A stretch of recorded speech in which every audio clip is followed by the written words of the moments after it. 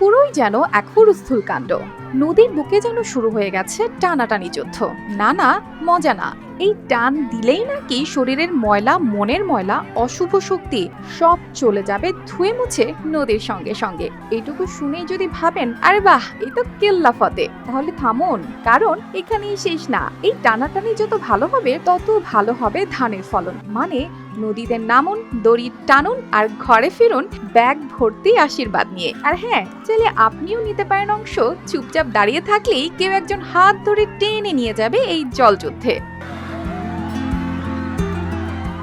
শুধু দড়ি, পানি আর প্রাণ ভরে টানাটানি। ফিলিপাইনের হুংদুয়ান গ্রামে এই পুন্নুক উৎসবটা হয় যেন একেবারে অন্য গ্রহের আয়োজন। এছাড়াও ইফুগাও প্রদেশে বছরের এক নির্দিষ্ট সময় 3টা গ্রাম বাং, হাপাও আর নুংগুনুনার নেমে পড়ে এই নদীর বুক জুড়ে দড়ির টানাটানির উৎসবে।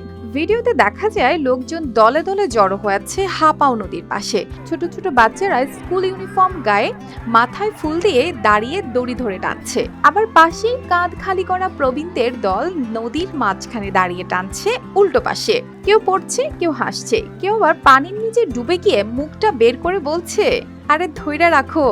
এটা একটা আফটার হারভেস্ট ফেস্টিভ্যাল, মানে ধান কাটার পর যে উৎসব হয়। তারা বিশ্বাস করে নদীর এই জলের টান দিলে শুধু দড়ি না, নিজের শরীর, মন আর গ্রাম থেকে সব অশুভ শক্তি ধুয়ে চলে যায়।